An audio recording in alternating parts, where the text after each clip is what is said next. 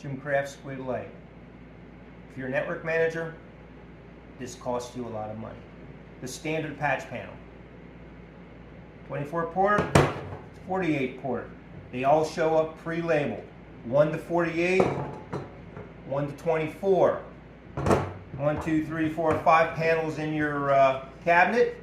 You now have 5 number 7s, 5 number 15s, unless you relabel everything or put A, B, C, D, E, and F, which creates more confusion.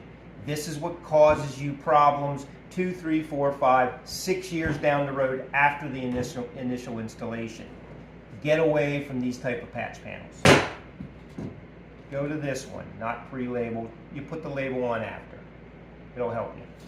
Thank you.